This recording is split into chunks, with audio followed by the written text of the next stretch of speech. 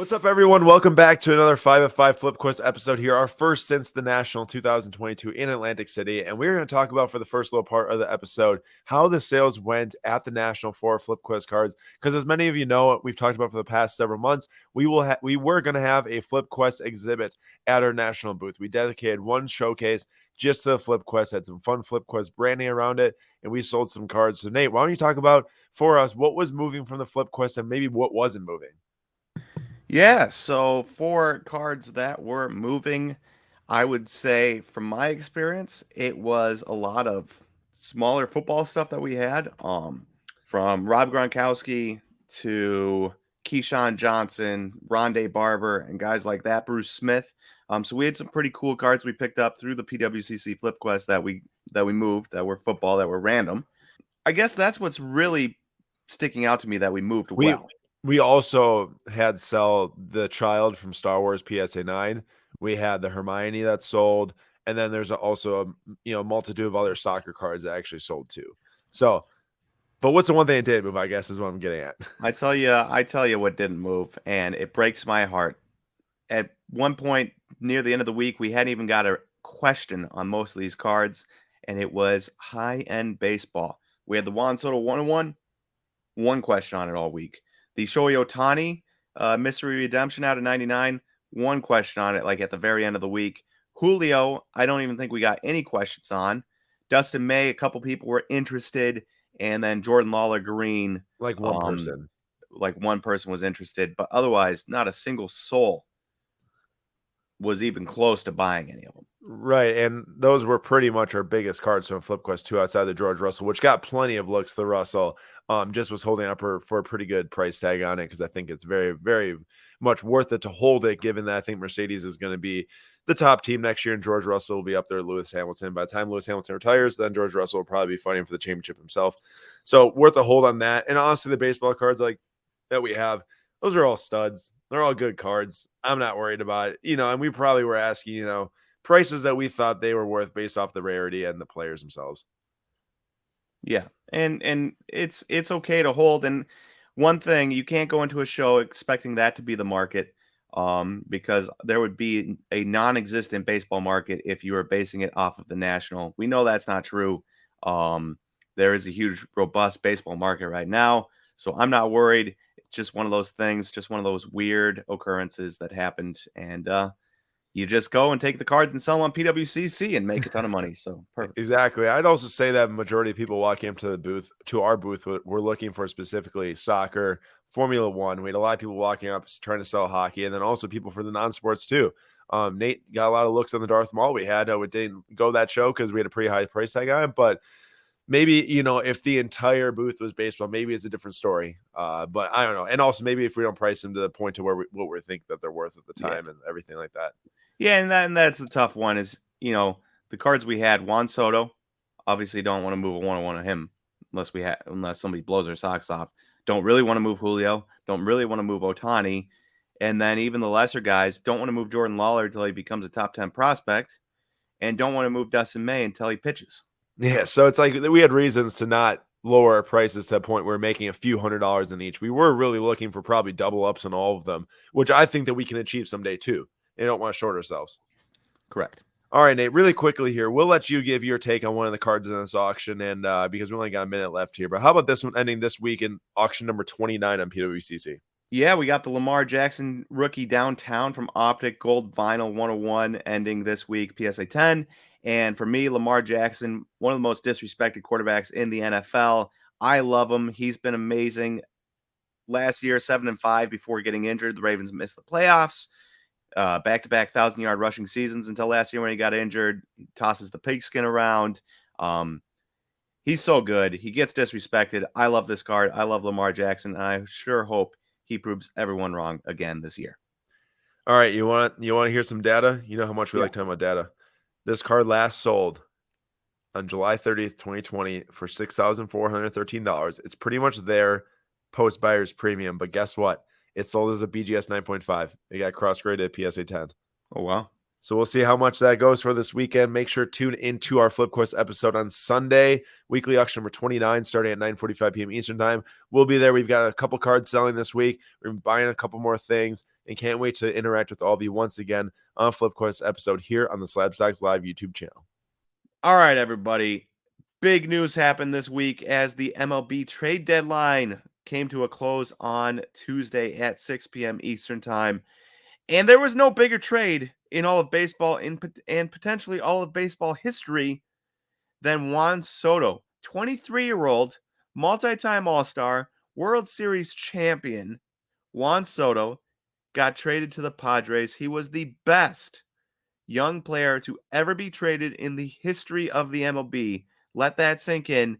No player this young with this many accolades has ever been traded in MLB history until Juan Soto, and the Padres got him for a massive deal. Mackenzie Gore, former top 5 prospect as of last year.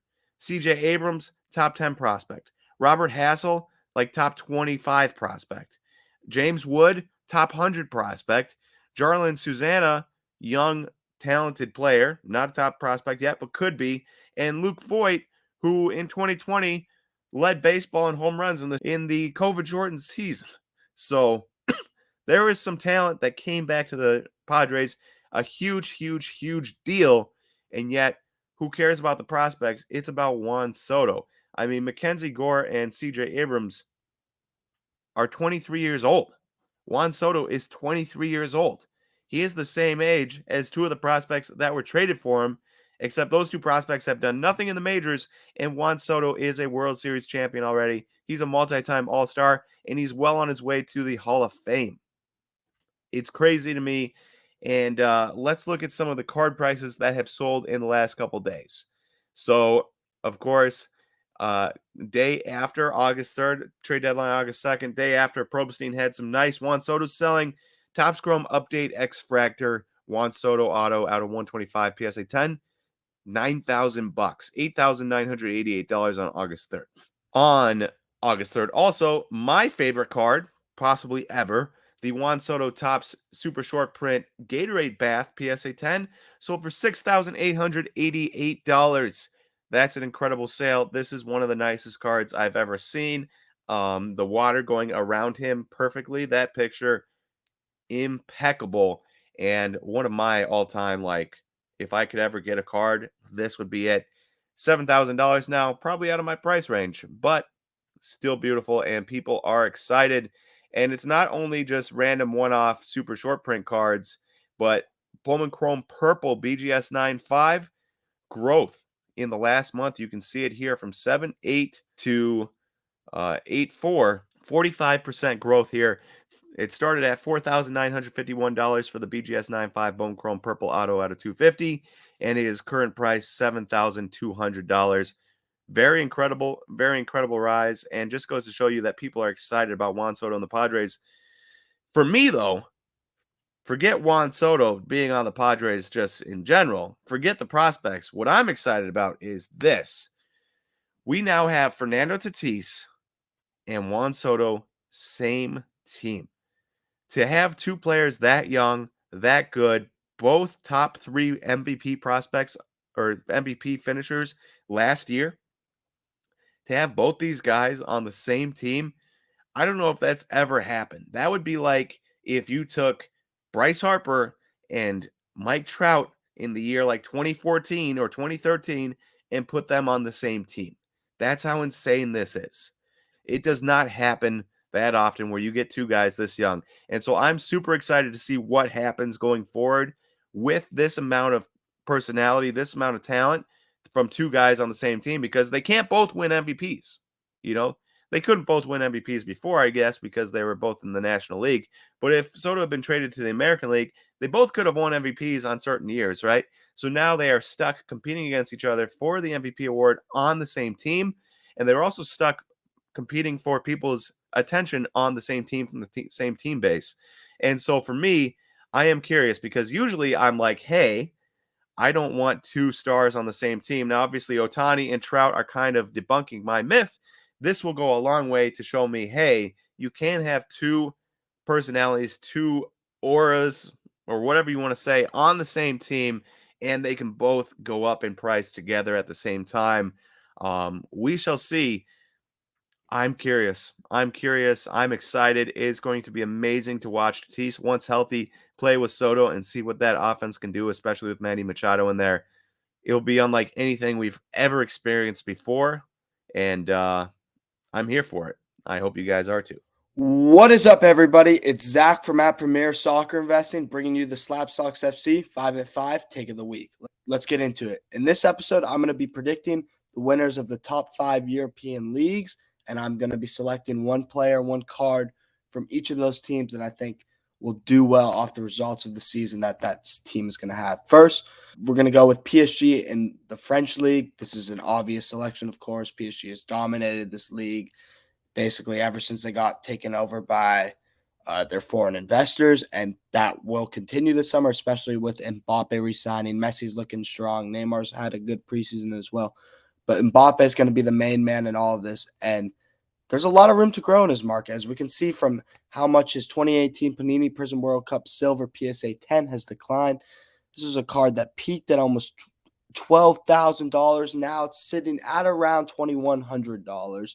There's about 275 of these in the PSA Pop Report. Obviously, Mbappe is one of the best in the world, but the French league position does not determine his card prices. That's baked into it. It's what PSG does in the Champions League and what he does in the World Cup, both of which I think they will do well, and Mbappe specifically will have success. So I think there's a lot of room to grow in his market, and specifically in this card. Then moving on to another a French colleague of Mbappe's, we have Paul Pogba with Juventus and Serie A. This is his 2018 Silver Prism PSA 10. I think Juventus has made the right signings this summer. Getting Vlahovic for a full season, too, will be like a new signing for them in a sense. And I think AC Milan and Inter Milan will both regress off the seasons they had last season, creating an opportunity for Juventus to pounce. And albeit Pogba's out for the first 2 months of the season, I think he's going to have a strong season once he's back and fit, and he has a lot of room to grow with his card prices as well. This was a card that peaked at around $300. Now it's doing $54. If he gets back into the form that won France World Cup, that made him one of the most expensive players in the world, there will be lots of growth coming to his market.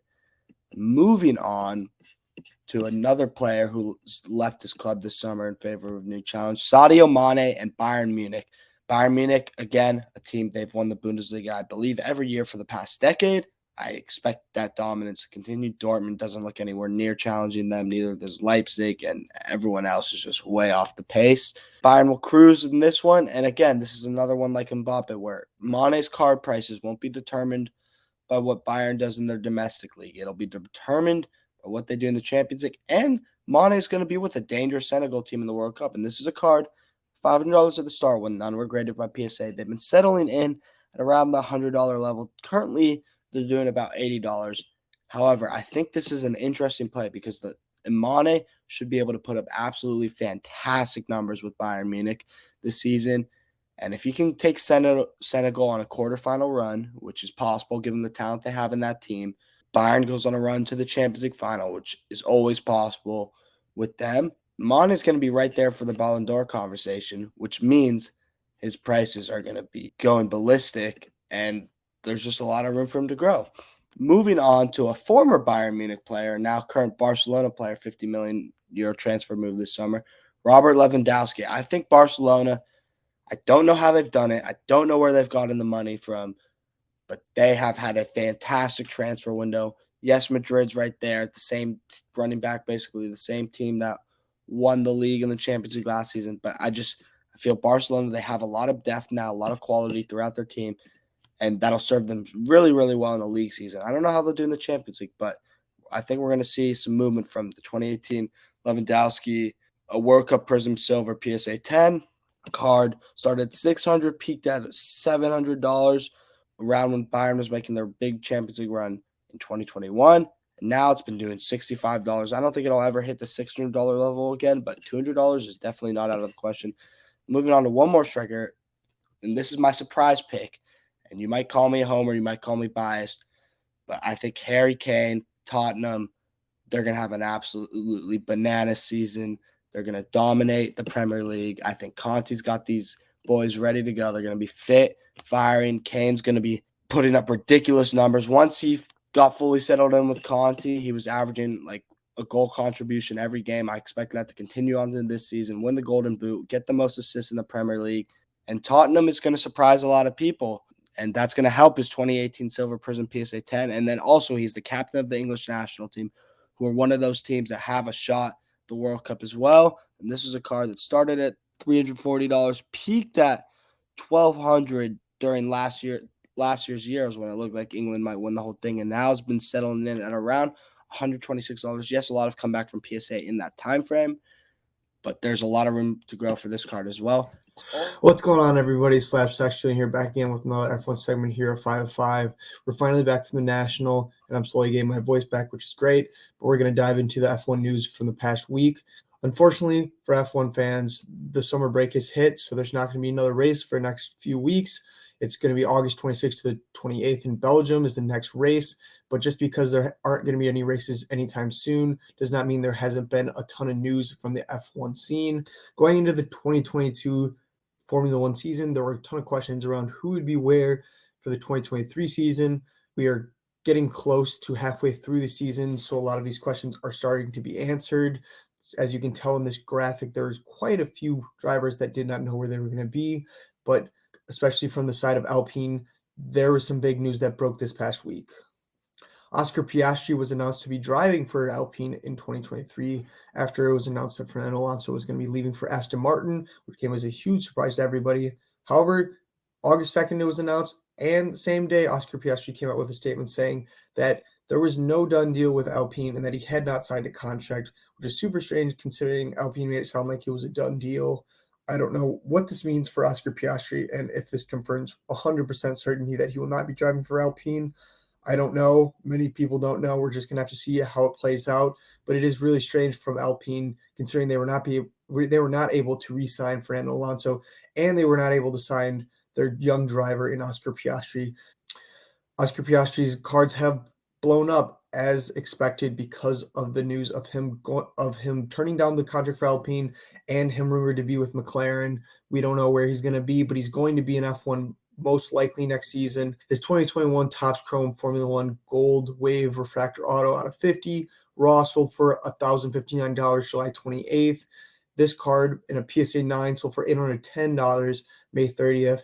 So it shows the big jump that this card has had. We're comparing a raw to a PSA 9. A PSA 9 should sell for a lot more than a raw, but this raw sold for quite a lot more than the PSA 9. So his cards have gone up quite a bit. Might be a good time to pick up if you think there's going to be news announced him driving for another team soon, but also might be a good time to sell because a lot of his stuff have hit prices they have not hit before. Also on the side of Alpine is Fernando Alonso signing with Aston Martin for the 2023 season. He signed a 3-year contract with the team. Nobody really saw this coming. Apparently, as news broke today, Alpine reportedly offered Fernando Alonso a lower salary than Ocon and their proposed contract extension, which is not a good look, especially when you have a world champion on your roster. He's joining Aston Martin. He's taking the place of Sebastian Vettel, who just retired. He's joining Lance Stroll. Apparently, Aston Martin is looking to the future and building their car for next year because this season essentially done for them. They haven't looked the best, but we're going to see how they perform next season because we know Fernando Alonso wants to win. He has that hunger to win, but does Aston Martin have the car for him? We don't know. We're going to have to see. So Fernando Alonso didn't have any cards in 2020, so his first cards were in 2021. And looking at card ladder, cards above $200 that have sold recently, and there haven't been a whole lot. There's been 4 cards that have sold above $200 in July. They were Dynasty cards, which have a higher premium than the Topps Chrome and the Topps Chrome Sapphire cards. But you would expect that there would have been a big sale since the news broke of him joining Aston Martin. There haven't, which has been a little strange. But it's something to keep an eye out for as the news broke and as the season gets closer for next year. He's a great driver. He is a little old, but I still think he can be competitive, but it's just going to be all up on Aston Martin to see what they can provide for him. Lastly, we want to point out that there are some huge cards ending this week on Golden for F1. Max Verstappen has 2 1-of-1 cards selling.